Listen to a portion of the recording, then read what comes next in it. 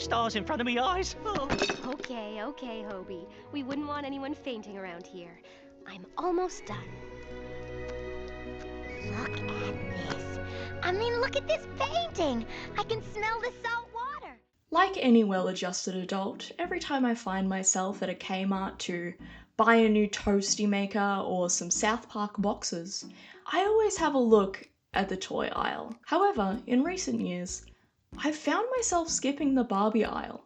Sure, the bougie collector's dolls are fun, but cost a ball-jointed arm and a leg and are only available in the deep labyrinths of Myers. So for years, I've not been able to find a single Playline doll that truly piques my interest. Until now. A fairy doll with detachable wings, an iridescent skirt, wraparound shoes, colour changing, and is that fucking blue eyeliner? She's gorgeous. She's 35 AUD, and she looks like a character out of a Barbie movie. And it got me thinking, I had a lot of Barbie dolls growing up. I was a certified Barbie girl. In fact, my mum wouldn't buy me anything but Barbie dolls. Except one day, I begged her to buy me a Liv doll, the ones with the interchangeable wigs. But she bought me a doll from the one line that didn't come with an extra wig, so she went from dog walker to bold. So we just went back to the Barbies. But out of all of those dolls, my favourites, by far, were the tie-ins for the animated movies. And not just because of the movies themselves, but because they always had such a level of care made into them. And they always had such a neat gimmick that they would show off in the ads. So, inspired by this rush of nostalgia, I decided to make a video going through the history of Barbie animated movie tie-in dolls. That's right, this time I was the one who got nostalgia baited. So, to start off, I'm going to go over the first 4 Barbie movies and their merchandise. Why 4 instead of 5? We'll get to it later. It is worth noting that almost every line includes a Ken and line of Kelly dolls, but unless they are particularly interesting, I'm probably going to skip over them because we both know who we're here for. Barbie, that's right. But before we get into things, please consider liking this video and subscribing to the Nostalgia Bait channel. Also, since I don't own any of these dolls myself, I use some footage from some other YouTube videos to show close-ups you can't always get from product photos or even ads. I have made sure to credit everyone both on screen and in the description. However, if you don't like that I used your footage, please leave a comment below or DM me on Instagram at lickety-split-stickers and I'd be happy to take the clip out. But with that out of the way, let's look at some dolls.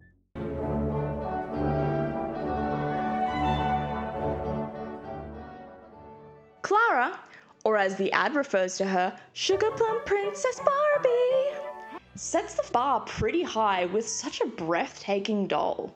This doll depicts Clara after she transforms into the Sugar Plum Princess, wearing her beautiful pink dress, her tiara, and ballet shoes. Whilst these are molded on shoes, like most ballet dolls are, the laces aren't molded on, but actual ribbons, which is such a small detail, but these small details matter, and what makes this doll so amazing. And, being a ballerina, this doll has an insane amount of articulation for, and I'm going to be saying this word a lot, a Playline doll. Compared to the Barbie signature Barbie Ballet Wishes doll that doesn't even have foot articulation. Now, I didn't really play with dolls when I was little, as long as you ignore G.I. Joes, Teenage Mutant Ninja Turtles, and playing with my sister's Bratz. So I may not be the most informed person to give opinions on these dolls, but I'm going to anyway. Sugar Plum Princess? More like Sugar Dumb Princess. Ryan, what are you doing here? Well, it's the Nostalgia Bait video. I'm one half of the Nostalgia Bait channel, and I'm here to give my opinion on the dolls. No one wants to hear a man's opinion on Barbie dolls. I've watched Drag Race, okay? I have opinions on fashion now. I think that's fair. Get out of here, Ryan. Okay, fine. But I'll be back. Sugar Plum Princess Barbie also comes with a stand that it's on its own would be amazing for a Playline doll, but this isn't just any ordinary stand. It's a magic dance stand, which means when you roll the stand across the floor, she spins like a ballerina. She can dance by herself, she can dance with the prince, or with Kelly. Does Barbie Ballet Wishes have a magic dancing stand? No, she just has a dumb saddle that's annoying to get in and out of. Yeah, Barbie Ballet Wishes. Barbie Ballet wishes she could be as cunty as my girl Clara. On to the next doll.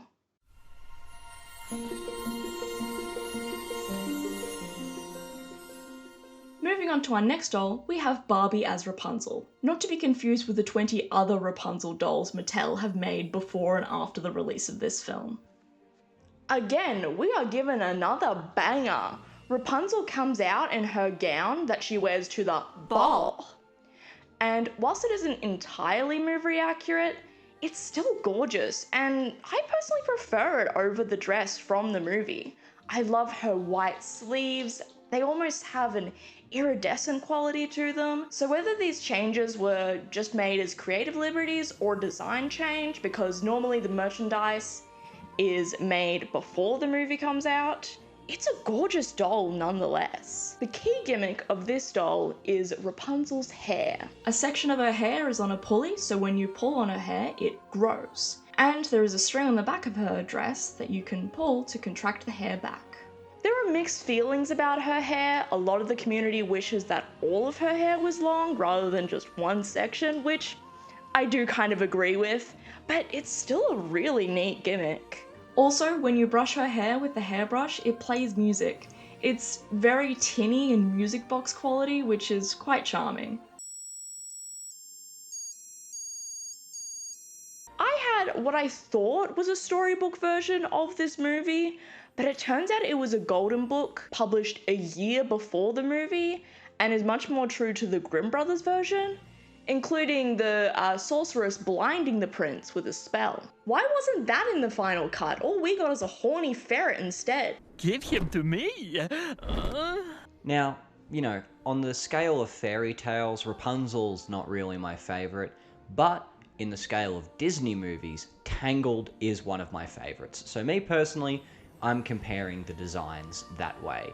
And as a play feature, I think just a bit of hair being longer than the rest, just not very entertaining.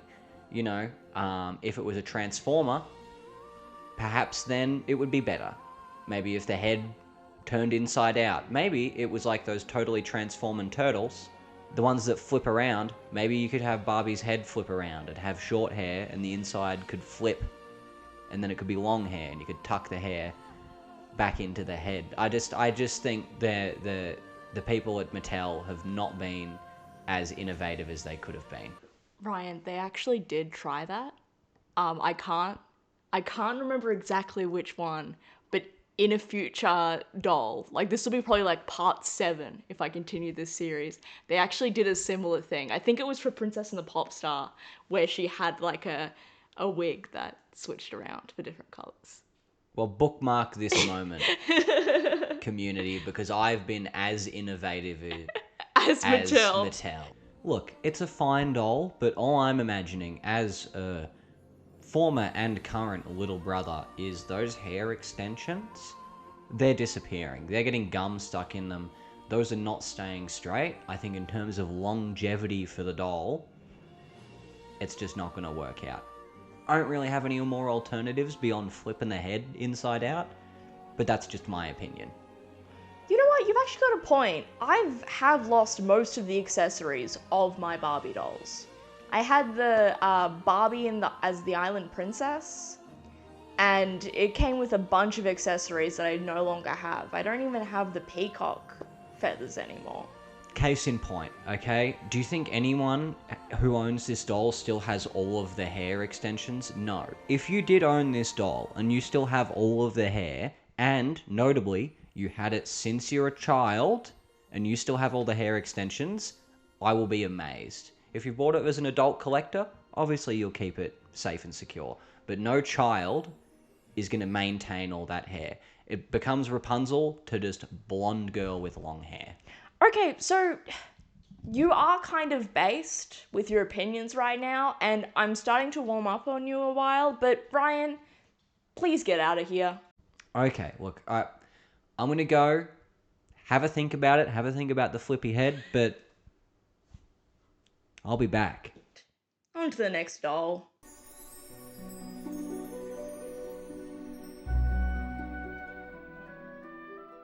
All of these dolls have been amazing, but this is the best one yet by far. This is the first one that I legitimately want to add to my collection. First, we have the Odette doll in all of her Swan princess glory, and oh my god, the layers, the details. This is a Playline doll. There's also a doll of Teresa, the fairy queen. Again, the dress is so beautiful and detailed, and I think it has the same rose lapels as the Rapunzel doll, which is such a nice touch. The Teresa doll came with a magic wand, which is almost more of a staff, which is honestly badass and slay. And she also comes with a light up necklace for the child. The one complaint I have seen with these dolls is that the sleeves are not attached to the dress, which is very slay, very avant-garde. But instead of using elastic, they use rubber bands to elasticize the sleeves. And over time, the rubber bands disintegrate and the sleeves just fall off. But other than that, there is so much attention to detail to this doll. The key gimmick of this doll is that she has wings that spring out and light up. From what I've seen, they do look a little bit bulky, but the benefit is you can take them off. Now, in my opinion, gimmick-wise, we're on the right track here. We got an action feature with the wings springing up, and you can even take them off when you don't need them. That's a big plus. Now, slight downside, I don't know the plot to Swan Lake. I didn't know she got wings. That was a little bit surprising.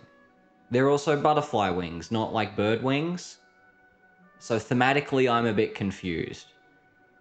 But in terms of play feature, big ups from me over here. You know, this is the kind of doll that if my sister made me play with dolls, I would pick this one and she'd be like a superhero or something. So this is a solid 5 stars from me.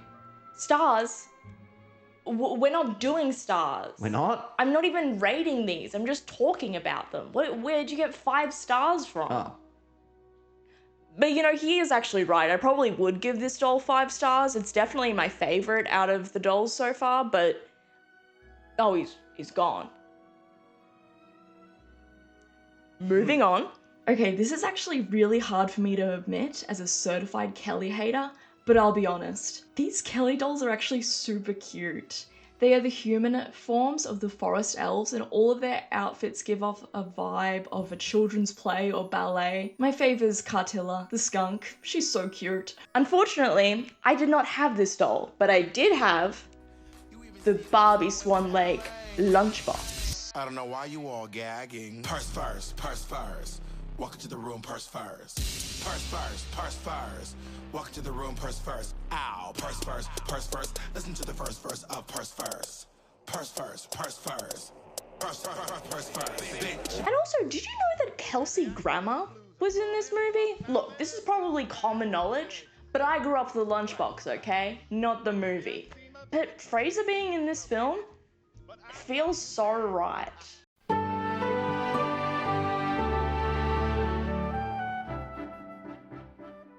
Now we move on to the lesbians. Princess and the Pauper. This is the first movie where the characters don't really have a transformation per se, other than Erica disguising as Annalise. So both of these dolls are in their signature outfits they wear for the majority of the film. Oh my god, and these dresses are so amazing for Say the line, a Barb. Playline doll.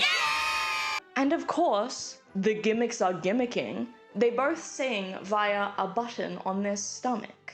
Annalise sings Written in Your Heart and Erica sings The Cat's Meow. In the ad, they try to market this as a love song, but in reality, she's singing to her cat. Erica sings of love. I love you, darling. Not one hair of you that I would rearrange.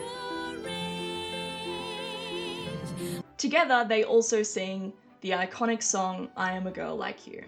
Like with Swan Lake, I didn't own either of these dolls, but I did have the Princess and the Pauper castle. There are 2 versions of this castle, one with stairs and one with the elevator, which is the one that I had. Now you may be thinking, why would a 16th century castle have an elevator?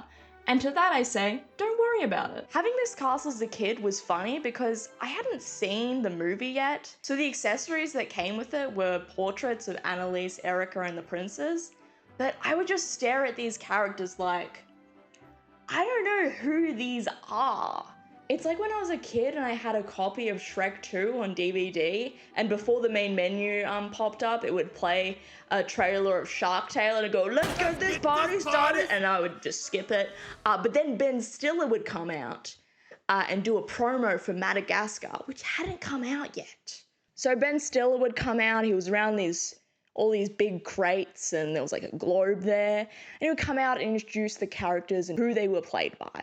Like, yeah, we got Chris Rock playing Marty, and Jada Pinkett Smith as Gloria, and David Schwimmer as Melman.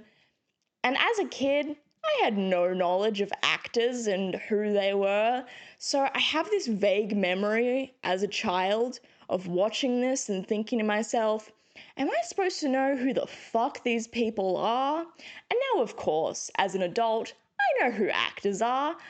I know who Chris Rock is, and I know Jada Pinkett Smith, and I know that David guy is from that show that I can't remember the name of. Anyway, sorry for going off on that tangent. The main thing that I want to point out with this castle, it is very clear that Annalise and Erica live in this castle, yet there are not enough beds for the princes. Just food for thought. Just something to think about.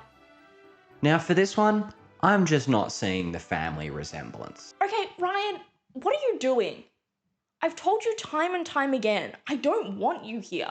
This is my video. Actually, this is our video. According to this Nostalgia Bait contract that I have next to me, this is our video, and we're contractually obliged to appear in each video. Oh. I forgot that I signed that. I let you be in the Ratchet and Clank video, and you don't even like Clank's design. I can at least talk about this terrible family resemblance between these two dolls. They will not be progressing to the finale, okay? And hold on a sec, Anastasia, because it's my lawyer on the phone.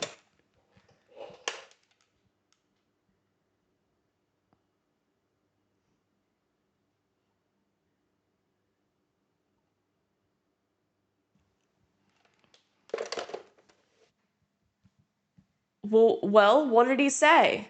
Wrong number. Oh. Well, I guess with these dolls, I'd give them 5 stars each. Isn't that right, Ryan? Oh, he's gone again. Thanks, Ryan. So that's all the dolls that I'll be covering in this video. I was gonna cover Barbie Fairytopia to round it up to a nice 5, but this video has already gone long enough, and there's actually so much to talk about with Fairytopia, I could almost dedicate an entire video just to that topic. But with that being said, this is the end of part 1. Let me know in the comments below if you had any of these dolls, or if you knew anyone that did. I remember I had a classmate who had an Annalise doll that I was very jealous of. Remember to like and subscribe. Ryan and I are really hoping to continue uploading more in 2026. You can check out our recent video on Flash games where I talk about Papa's Pancakeria for way too long. You can also watch my video on Imagine Pet Vet and all of Ryan's videos on car stuff. Thank you so much for watching. Bye!